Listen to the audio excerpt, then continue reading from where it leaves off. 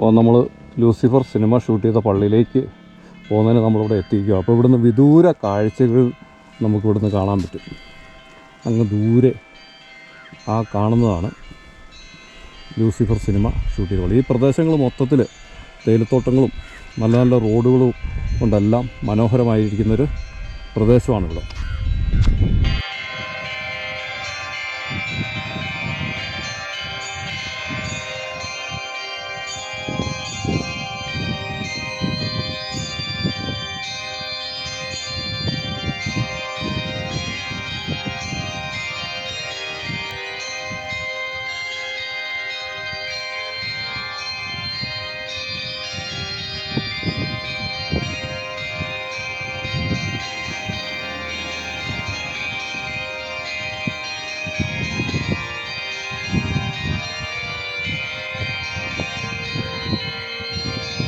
രാമേലേട്ടാ, നമ്മളിപ്പോൾ എങ്ങോട്ടാണ് പോകുന്നത്? നമ്മൾ സെന്റ് ആൻഡ്രൂസ് CSI ചർച്ചിലേക്ക്. അതിൻ്റെ പ്രത്യേകത എന്താ? അത് ലൂസിഫർ എന്ന സിനിമ പിടിച്ച പള്ളിയാണ്. പള്ളിയാണ്. അപ്പോൾ അങ്ങോട്ടേക്കാണ് പോകുന്നത്. അപ്പോൾ നമ്മൾ ഇവിടുന്ന് നോക്കുമ്പോൾ കാണുന്നതാണ് ആ പള്ളി. ആ പള്ളിയുടെ അങ്ങോട്ടേക്ക് നമ്മൾ പോവുകയാണ്, പ്രവേശിക്കുവാണ് അങ്ങോട്ട്. വിശാലമായ ചുറ്റും തേയിലത്തോട്ടങ്ങൾ ഇതുണ്ട്. വിശാലമായിട്ട് നോക്കുമ്പോഴത്തേക്ക് തേയിലത്തോട്ടങ്ങളൊക്കെ എപ്പോഴും തേയിലത്തോട്ടങ്ങളൊക്കെ ഉണ്ട്. ആ തേയിലത്തോട്ടത്തിൻ്റെയൊക്കെ മധ്യത്തിൽ സ്ഥിതി ചെയ്യുന്ന ഒരു പള്ളിയാണ് ഈ ലൂസിഫർ എന്ന് പറഞ്ഞ പള്ളി. അങ്ങോട്ടേക്കാണ് നമ്മൾ പോയിക്കൊണ്ടിരിക്കുന്നത്.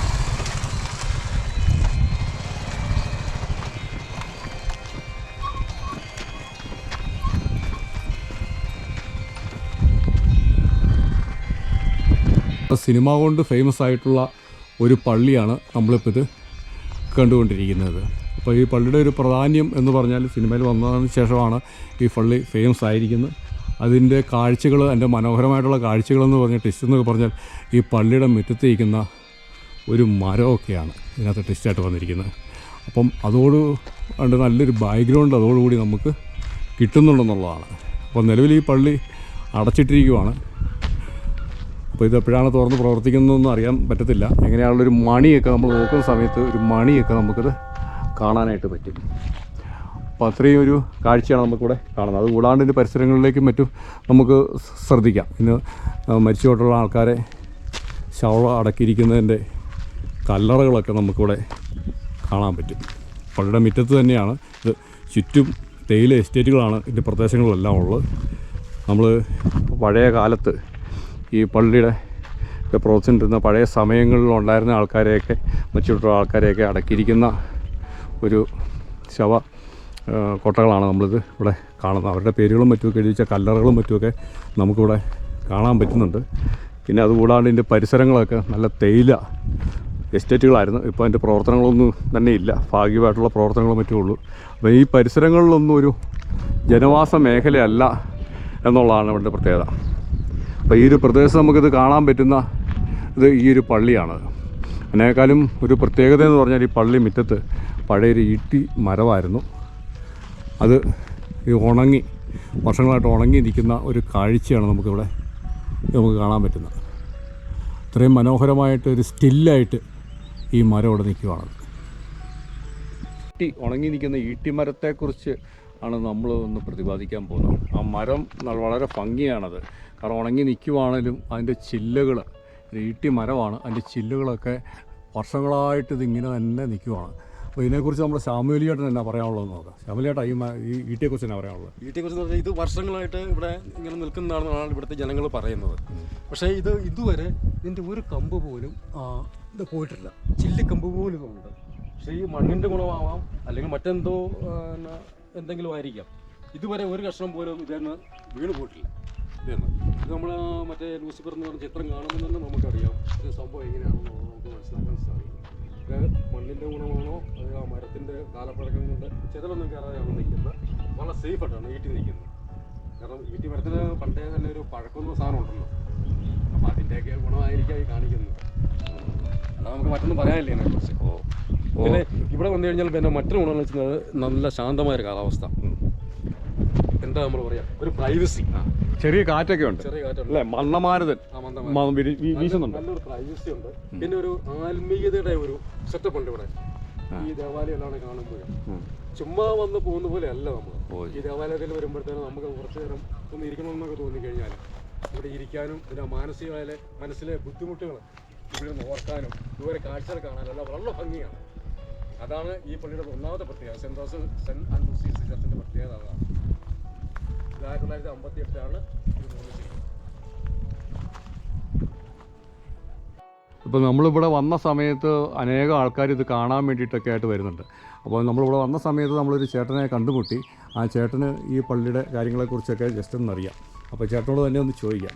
ചേട്ടാ എന്നാ പേര് പറയും? എൻ്റെ പേര് പ്രസന്നൻ. പ്രസന്നൻ എന്ന് പറയും. ചേട്ടാ ഈ പള്ളിയുടെ ചരിത്രം എന്ന് പറഞ്ഞാൽ ആൾക്കാരെല്ലാവരും കാണാൻ പറ്റും, എന്താണ് ഇതിൻ്റെ പ്രത്യേകത? ഈ പള്ളി എന്ന് പറയുന്നത് ബ്രിട്ടീഷുകാരുടെ കാലത്ത് ഉണ്ടാക്കിയൊരു പള്ളിയാണ്.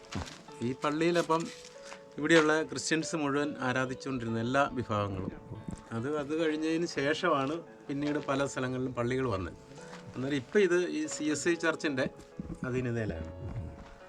അതുപോലെ തന്നെ എൻ്റെയൊക്കെ ചെറുപ്പത്തിലെ തന്നെ ഞാൻ ഈ പള്ളി ഇവിടെ കാണും. ഞങ്ങൾ സ്കൂളിൽ പോകുന്ന കാപ്പതാലായിരുന്നു 5 മുതൽ. അപ്പോൾ ഇതിലെ വരുമ്പോൾ ഇവിടെ വന്ന് കളിക്കാനും ഒക്കെ വന്നുകൊണ്ടിരുന്ന സ്ഥലമാണ്. പിന്നെ ഇത് ഫേമസ് ആയത് ലൂസിഫർ സിനിമ എടുത്ത് മോഹൻലാലിൻ്റെ സിനിമ വന്നു കഴിഞ്ഞപ്പം മഞ്ജു വാര്യറും മോഹൻലാലും ഇരുന്ന് ശവകുടീരൊക്കെ ഈ കാണുന്നത് അവിടെ അവർ ഒരെണ്ണം ഉണ്ടാക്കി അവിടെ ഇരുന്ന ഈ മരവും ഒക്കെ അതിനകത്തുണ്ടായിരുന്നു. അന്ന് ഇത് പൊളിഞ്ഞ ഒരു പള്ളിയായിരുന്നു. ഷൂട്ടിങ്ങിന് ശേഷമാണ് ഇത്രയും ഇത് മെയിൻ്റെനൻസ് ചെയ്ത് ഇങ്ങനെ ആക്കിയെടുത്തത്. അതിനുശേഷം ആൾക്കാർ ഈ സിനിമ ഇറങ്ങിയതിന് ശേഷം, അതിനു മുമ്പ് യൂണിയൻ ചർച്ച് എന്നാണ് ഇത് അറിയപ്പെട്ടിരുന്നത്. ഇപ്പാണ് ലൂസിഫർ ചർച്ച്. അതിനുശേഷം ലൂസിഫർ ചർച്ച് അറിയപ്പെടുന്നത്. അങ്ങനെ ആ സിനിമ കൊണ്ട് നമുക്ക് ഇവിടെ അങ്ങനെ ഇവിടെയുള്ള ജനങ്ങൾക്കാണേലും ഇവിടെ അറിയപ്പെടുന്ന ഒരു സ്ഥലമായി തീർന്നു. ഈ സ്ഥലത്തിന് അറിയപ്പെടുന്നത് പള്ളിക്കവല എന്നാണ് ഇവിടെ പണ്ട് അറിയപ്പെടുന്നത്. ഈ പള്ളി ഈ 3-ാം ഡിവിഷന് പോകുന്ന റോഡാണ്. ഇപ്പൊ അറിയപ്പെടുന്നത് എന്താ? ഇപ്പൊ ഇവിടുന്ന് ലൂസിഫർ ഇത് ചീന്തലാറ് 2ാം ഡിവിഷൻ. 2ാം ഡിവിഷൻ ഇരുമേടി കമ്പനിയുടെ 2nd ഡിവിഷനാണ് ഈ പള്ളി ഇരിക്കുന്നത്. അപ്പൊ പള്ളിക്ക് ഒരു 10-50 വർഷം മിച്ചം പഴക്കമുണ്ട്. 50 അല്ല അവിടെ 52 നിങ്ങൾ നോക്കിയാൽ 1952 ആണ് ഇതിന്റെ തറക്കല്ല് ഇട്ടിരിക്കുന്നത്. ഈ ബ്രിട്ടീഷുകാര് തന്നെ അവരുടെ പേരുണ്ട്. പേരുണ്ട്. അപ്പൊ ഇതോടനുബന്ധിച്ചാണ് ഈ ഫാക്ടറി ഒക്കെ ഉണ്ട്, അടഞ്ഞു പോയ ഫാക്ടറി അല്ലേ? ഫാക്ടറി ഒക്കെ അവിടെ ഒരെണ്ണമുണ്ട്, ചീന്തലാറ് ഫാക്ടറി. അത് ഒറ്റമരമുണ്ട്. ഒറ്റമര ഫാക്ടറി ഒത്തിരി നാളായി പ്രവർത്തിക്കാതെ. 2000-ൽ പൂട്ടിപ്പോയ കമ്പനി നഷ്ടത്തിൽ വന്നാൽ തൊഴിലാളികൾ പണി മുടക്കി. തൊഴിലാളികൾക്ക് വേതനം കൊടുക്കാതൊക്കെ വന്നപ്പോഴത്തേന് എസ്റ്റേറ്റ് ലോക്കൗട്ട് ചെയ്ത് അവരെ. തേയിലത്തോട്ടം അതിന് ശേഷം ഒത്തിരി കുറഞ്ഞു പോയാൽ നമ്മുടെ പ്രദേശത്ത് നിന്ന്. തേയിലത്തോട്ടം കുറഞ്ഞല്ലേ, ഇത് ഉണങ്ങിപ്പോയേക്കുന്നു. ഇത് ശരിക്കുള്ള അതിനുള്ള സംരക്ഷണം ഇല്ലാത്തതുകൊണ്ട് പോയേക്കും. ഇവിടെ തൊഴിലാളികളായിട്ടുള്ളവർക്ക് വേണ്ടിയിട്ട് നിർമ്മിച്ച പള്ളിയാണ്. അതെ അതെ. അവരെല്ലാം പോയതിനു ശേഷമാണ് പള്ളി പ്രവർത്തനം ഇല്ലാണ്ടായിപ്പോയത്. അല്ല, അവര് പോകുന്നതിന് ഇപ്പോഴും ഇത് പ്രവർത്തിക്കുന്നതാണ്. എല്ലാ ആഴ്ചയിലും ഇവിടെ ഞായറാഴ്ച പ്രവർത്തിക്കുന്നുണ്ട്. ആൾക്കാരെ ഇതിന്റെ കീഴിലുള്ളവരെ ഇവിടെ കൊണ്ടാ സംസ്കരിക്കുന്നത്. അപ്പോൾ നമ്മൾ ഇവിടെ വന്ന സമയത്ത് നമുക്ക് കുറച്ചധികം ആൾക്കാരെ കാണാൻ സാധിച്ചു. കാരണം വെച്ചാൽ നമ്മൾ ഈ ലൂസിഫർ പള്ളി ഈ ഷൂട്ടിങ്ങിന് ശേഷം ഫേമസ് ആയതുകൊണ്ടാണ് നമ്മുടെ ആൾക്കാരൊക്കെ നോക്കിയത്. ഇഷ്ടംപോലെ ആൾക്കാർ നമുക്ക് ഇവിടെ കാണാനായിട്ട് വന്നിരിക്കുന്നത്. കാരണം ആ ഒരു സിനിമ കൊണ്ട് നമുക്ക് ഈ ഒരു പള്ളി ഫേമസ് ആയിരിക്കും, പ്രദേശവും ഫേമസ് ആയിരിക്കുവാണ്. ദിവസങ്ങൾ കൊണ്ട് എല്ലാ ദിവസവും 10 അല്ലെ 100 പേരൊക്കെ മിച്ചം. 100 അല്ല, അതിനേക്കാളും കൂടുതലായിട്ട് ഞായറാഴ്ച ദിവസമായി ഹോളിഡേ ദിവസങ്ങളാണ് ഏറ്റവും കൂടുതൽ വരുന്നത്. ഈ പള്ളിയുടെ ഒരു പ്രത്യേകിച്ച് ഇവിടെ വന്നു കഴിഞ്ഞാൽ ഒരു ഈട്ടിമരം ഉണങ്ങി എത്ര വർഷമായിട്ട് ഉണങ്ങിയിരിക്കുന്ന ചേട്ടന്റെ അറിവിൽ ഇതൊരു 10 വർഷത്തിന് മുകളിലായിട്ട് ഉണങ്ങിയിരിക്കുന്ന ഒരു ഈട്ടിമരം നിൽക്കുന്നതാണ്. അതാണ് ഇവിടുത്തെ ഒരു പ്രത്യേകത, ഈ സ്ഥലത്തിന്റെ ഒരു പ്രത്യേകതയാണ്. ഇത് തൊട്ടടുത്തുകളോ വീടുകളോ ക്വാർട്ടേഴ്സുകളോ അങ്ങനെ ഒന്നും ഇല്ല. എങ്കിൽ പോലും ഈ ഒരു പള്ളി ഈ ഒരു പ്രദേശവും വളരെ മനോഹരമായിട്ടുള്ള ഒരു സ്ഥലമാണ്. അവിടെ നമ്മൾ വന്നിരിക്കുന്നത്. നമ്മൾ കാണാൻ വന്നിരിക്കുന്ന ആൾക്കാരെയാണ് കാണുന്നത്. കാരണം ഇതിന്റെ പ്രത്യേകത അതാണ്. ബോർഡ് ഉണ്ടോ? ബോർഡ് കൂടെ ഒന്ന് കാണാം. സെന്റ് ആൻഡ്രൂസ് അല്ലേ, CSI ചർച്ച്. സ്റ്റോൺ ഇട്ടിരിക്കുന്ന ദി സ്റ്റോൺ വാസ് അല്ലേ, പേരുണ്ടോ? By JM 1952 Wilkie. JM Wilkie. ഇത് ഫെബ്രുവരിയിലാണ്. ഇത് ഫെബ്രുവരി ആണല്ലോ. ഈ മാസത്തിലാണ് സ്റ്റോൺ ചെയ്തത്. ഈ മാസത്തിലാണ്. ഫസ്റ്റ് ഫെബ്രുവരിയാണ്. അപ്പൊ ഈ മാസത്തിൽ തന്നെയാണ് ഇവിടെ നമ്മൾ വരുകയും ചെയ്തത്. ഇവിടെ വേറൊരു പ്രത്യേകത ഉള്ളതെന്ന് പറഞ്ഞാൽ ഈ ഗേറ്റിലേക്ക് നമ്മൾ വരുമ്പോൾ ഇത് സിംഗിൾ ഗേറ്റാണ്. കാരണം ആൾക്കാർക്ക് തള്ളിക്കയറി വരാനുള്ളൊരു സെറ്റപ്പിലല്ല ഇത് പണിതിരിക്കുന്നത്. ഒരു ദേവാലയത്തിലേക്ക് നമ്മൾ കയറി വരുമ്പോൾ കൂട്ടത്തോടെ ആരും വരരുത്, ഓരോരുത്തരോരുത്തായിട്ട് ഇറങ്ങിപ്പോകുന്ന ഒരു സെറ്റപ്പിലാണ് ഈ ഗേറ്റ് നിർമ്മിച്ചിരിക്കുന്നത്. ഇത് കണ്ടോ കറങ്ങുന്നതാണ്. ഇത് ഇങ്ങനെയാണ് ഈ ഗേറ്റിൻ്റെ പ്രത്യേകത. ഇപ്പോൾ ഓരോരുത്തരോരുത്തായിട്ട് ഇറങ്ങുന്നു. അപ്പം ലൈനായിട്ട് പോകാനുള്ളൊരു സെറ്റപ്പാണ് ഇതിനകത്ത് കൊടുത്തിരിക്കുന്നത്. ഇപ്പോൾ ഞങ്ങൾ വരുമ്പോൾ ഇവിടെ അത്യാവശ്യം തിരക്കുണ്ട്. എത്ര കണ്ടാലും മതി വരാത്ത ഒരു സംഭവമാണ് ഇതിനകത്ത് കൊടുത്തിരിക്കുന്നത്. ഇവിടെ ഒരു പ്രത്യേക ഒരു ലൊക്കേഷൻ ഇട്ടിട്ട് ഇവിടെ ഒരു സെമിത്തേരി അല്ലെങ്കിൽ ഒരു കല്ലറ പോലെ ഇവിടെ ഉണ്ടാക്കിയിട്ട് അതിൻ്റെ മുകളിലാണ് മോഹൻലാലും മഞ്ജു വാര്യരൊക്കെ ഇരുന്നെന്ന് ഇവിടുത്തെ സ്ഥലവാസികൾ പറയുന്നു. അതോടുകൂടിയാണ് ഇതെല്ലാം ഫേമസ് ആയി പോയത്. ചേട്ടൻ്റെ പേരെന്താ? എൻ്റെ പേര് ജോഷിദാസ്. ജോഷി. ഇവിടെ എവിടെ താമസിക്കുന്നത്? വളവോട് താഴെ ആണോ? ഇവിടെ ഞങ്ങൾ അവധി ദിവസങ്ങളിലൊക്കെ ഇതുപോലെ വരാറുണ്ടല്ലേ? ഇവിടുത്തെ പ്രത്യേകത എന്ന് പറഞ്ഞാൽ ഈ പള്ളിയുടെ പ്രത്യേകത എന്ന് പറഞ്ഞാൽ ഇതാണ്. കാറ്റ്, നല്ല അന്തരീക്ഷം. അന്തരീക്ഷം. ഇവിടെ വന്നിരുന്നൊരു ചെറിയ മനസ്സും ഉണ്ടാവുമല്ലേ? കാരണം പ്രത്യേക മുഷിപ്പൊന്നുമില്ല. ഞായറാഴ്ച ദിവസങ്ങളിൽ ഭയങ്കര തിരക്കായിരിക്കും. ഭയങ്കര തിരക്കായിരിക്കല്ലേ? ഞായറാഴ്ച ഇവിടെ കുർബാന ഉണ്ടാകും. കുർബാനയല്ല, ഈ ടൂറിസ്റ്റുകളുടെ ഭയങ്കര തിരക്കല്ലേ? ശനിയാഴ്ച വൈകുന്നേരം, ഞായറാഴ്ച ഫുൾ ടൈം ഭയങ്കര തിരക്കായിരിക്കും. നാളെ അവധിയായതുകൊണ്ട് നാളെ രാവിലെ തൊട്ട് തന്നെ ഭയങ്കര തിരക്കായിരിക്കും. ഭയങ്കര തിരക്കായിരിക്കും അല്ലേ? ഈ പള്ളി ഇതിന് മുമ്പ് അറിയുമോ?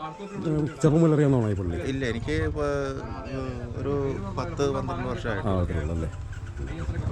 അല്ല, വേറെ ഒന്നും കാണാനില്ല. ഇത് ആ പള്ളിയുടെ അന്തരീക്ഷം വളരെ സെറ്റപ്പാണല്ലേ? കുറച്ച് ഒരു വൈകുന്നേരം കഴിയുമ്പോൾ വെയിലൊക്കെ മാറി നല്ല വേറൊരു വേറൊരു അന്തരീക്ഷവും നല്ല കാറ്റും. ഒരു ജില്ലയും ഉണങ്ങി താഴെ പോകുന്നില്ലല്ലോ അല്ലേ? എല്ലാം അങ്ങനെ നിൽക്കുക. മുകളിലായിട്ടുണ്ടല്ലേ ഈ ഉണങ്ങിയിട്ട്? ചെറിയ ജില്ലകൾ മാത്രം പോയിട്ട് ബാക്കി മഴ ഇങ്ങനെ നിൽക്കുകയാണ്. അതെല്ലേ? മണ്ണിന്റെ പ്രത്യേകതയായിരിക്കാം. പിന്നെ അല്ല, ഇവിടുത്തെ പ്രത്യേകത എന്ന് പറഞ്ഞു കഴിഞ്ഞാൽ ഈ വെയിലടിച്ചിട്ട് മൊത്തം ഇലയെല്ലാം പോയില്ലേ? പോയി കഴിഞ്ഞിട്ട് പിന്നെ തൊലി മുഴുവൻ പോയി. തൊലി പോയേക്കുന്നതുകൊണ്ട് ആരും വന്ന് ഇതിനെ ശല്യപ്പെടുത്തുന്നില്ല. മറ്റാൾക്കാർ പിന്നെ കാറ്റ് കുറവാണ്. പിന്നെ ശരിക്കും ഉണങ്ങി അങ്ങോട്ട് ശരിക്കും ഉണങ്ങി അതിന്റെ കാതൽ പിടിച്ച് നിൽക്കുന്നു. കാതലിൽ പിടിച്ചിരിക്കുന്നു. കാരണം ജലാംശം ഇല്ല. ഇത് തന്നെ ഒരു തുരുത്തല്ലേ ഇവിടെ? ഉയർന്ന സ്ഥലമല്ല. ഇവിടെ എന്ന് പറഞ്ഞു കഴിഞ്ഞാൽ പ്രത്യേക ഒരു ക്ലൈമറ്റും ആണല്ലോ. ഒരു ശാന്ത സെറ്റപ്പ്. പണ്ട് ഇവിടുന്ന് താഴത്തെ ഫാക്ടറിയിലോട്ട് ക്രെയിൻ ഉണ്ടായിരുന്നു. ഇവിടുന്നാ അതിന് പറഞ്ഞ കമ്പിമുട്ട എന്നാ സ്ഥലത്തിന്. കമ്പിമുട്ട. അവിടുന്ന് നേരെ ഈ തേയില കൊണ്ടുവന്ന് വണ്ടിയെന്ന് ഇതേ വഴി നേരെ ഫാക്ടറിക്ക് അകത്തേലും റഫിന്റെ അടുത്ത് അതിന്റെ ഈ കമ്പി വഴി തന്നെ ലോഡ് വരുമ്പോ എല്ലാം കൊളുത്ത് വിട്ട് കഴിഞ്ഞ് നേരെ അവിടെ ഇവിടുന്ന് അന്ന് വഴി കുറവായിരുന്നു. അപ്പൊ അതാണ് അതിന്റെ പ്രത്യേകത. ശരി, അപ്പോൾ ഇത്രയും വിവരങ്ങൾ പറഞ്ഞതിന് വളരെ നന്ദി. താങ്ക്സ്.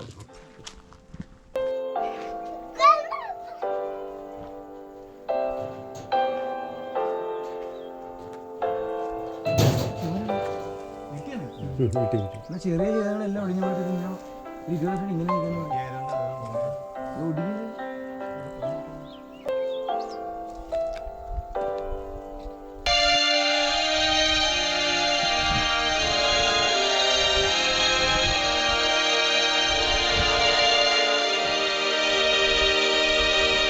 പരിശുദ്ധവും പരിപാവനമായ സെൻറ് ആൻഡ്രൂസ് CSC ചർച്ചിലെ, അതായത് ലൂസിഫർ പള്ളിയിൽ നിന്ന് ഞങ്ങൾ ഇറങ്ങുകയാണ്. ഇറങ്ങുമ്പോൾ പഴയകാലത്ത് ഫിറ്റ് ചെയ്തൊരു ഗേറ്റ് ഉണ്ട്.